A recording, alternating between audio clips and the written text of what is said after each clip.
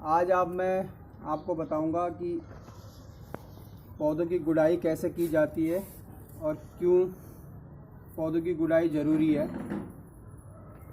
पौधों की गुड़ाई ज़रूरी इसलिए है कि उसमें कुछ झाड़ से जम जाते हैं, जो आपको ये नज़र आ रहा होगा।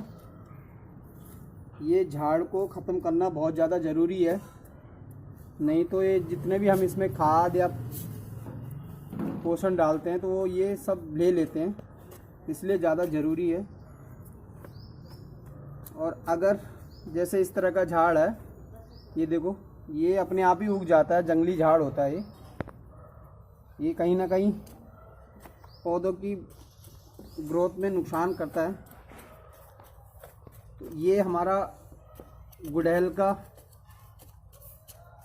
पौधा है, जिसमें अभी बहुत सारे फूल भी लग रहे हैं,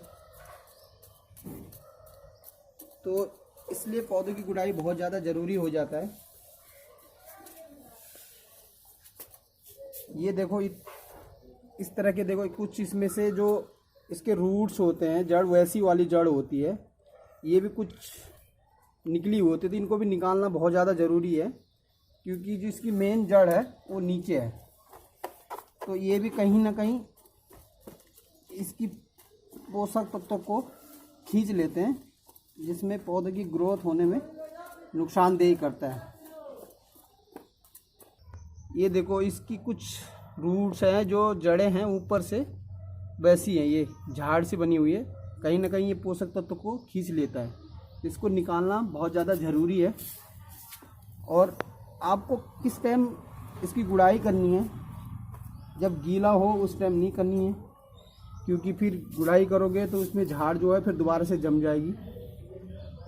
सूखे में इसकी गुड़ाई करनी है, और उसके बाद इसमें पानी नहीं डालना। गुड़ाई करने के बाद पानी नहीं डालना। अगर गर्मी का सीज़न है तो आप थोड़ा 2-4 घंटे रुकने के बाद ही पानी डालें, ताकि उसकी जो जंगली घास होता है वो ख़त्म हो जाए, सूख जाए। उसके बाद पानी डालें।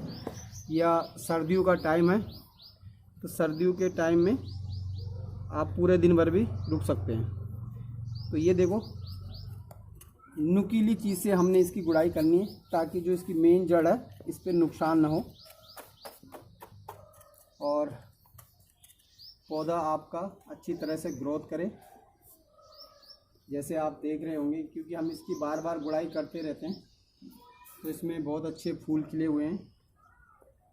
और इसी तरह हमने सब पौधों की गुड़ाई करनी है, ताकि जो झाड़, जंगली झाड़ होता है, वो वहाँ से निकल जाए। तो आपको इस तरह का वीडियो, आपको इस तरह की जो पौधों के लिए गुड़ाई का है, अगर अच्छा लगता है तो आप इसको शेयर भी कर सकते हैं, लाइक करें। और अच्छा लगता है तो आगे अपने दोस्तों को भी भेजें जो पर्यावरण से संबंधित हैं। अब मैं आपको बताऊंगा दूसरा पौधा। ये इस तरह के, इसमें भी काफ़ी है, पर इसका ध्यान रखें क्योंकि इसकी जड़ ऊपर ही है, इसमें नुकसानदेह न हो। तो आपने इसमें जैसे कुछ सदाबहार के भी जमे हुए हैं तो वो भी रहने देंगे, कुछ इस तरह के हैं। और कुछ छोटे छोटे जो ये हैं, इनको निकाल देंगे, क्योंकि अभी ये बहुत जल्दी से ग्रोथ करता है और बहुत जल्दी बढ़ता रहता है, तो इसलिए इनको हमने निकाल दिया। क्योंकि ये ज़्यादा हो जाएंगे तो फिर बड़े वालों को ग्रोथ नहीं होने देंगे, इसलिए अभी निकाल देंगे इनको। ये बहुत ज़्यादा ज़रूरी है निकालना। जब आपको लगेगा कि बड़ा पौधा सूख गया है तो आप उसको फिर ग्रोथ होने दें। ये जैसे अनार का है, इसमें सदाबहार भी है। सदाबहार बहुत जल्दी बीज छोड़ता है, लेकिन वो बीज इसी में जम जाते हैं, और उनकी हमें अभी ज़रूरत नहीं है, क्योंकि सदाबहार बहुत ज़्यादा बीज छोड़ता है। और इसके साथ साथ एक अनार का भी है, इसीलिए इनकी गुड़ाई बहुत ज़्यादा ज़रूरी है, गुड़ाई करना। अभी देखो पूरी मिट्टी सूखी हुई है, क्योंकि मैंने कल शाम से इसमें पानी नहीं डाला, इसीलिए नहीं डाला कि मैंने आज गुड़ाई करनी है इसकी। और इसके बाद एक 2-4 घंटे और रखूँगा, ताकि ये जो घास है ये ख़त्म हो जाए, इसकी सूख जाए और आगे फिर पौधे में ग्रोथ हो। तो दोस्तों, अगर आप रियल पर्यावरण मित्र हो तो आप इस तरह की कोशिशें करते रहें।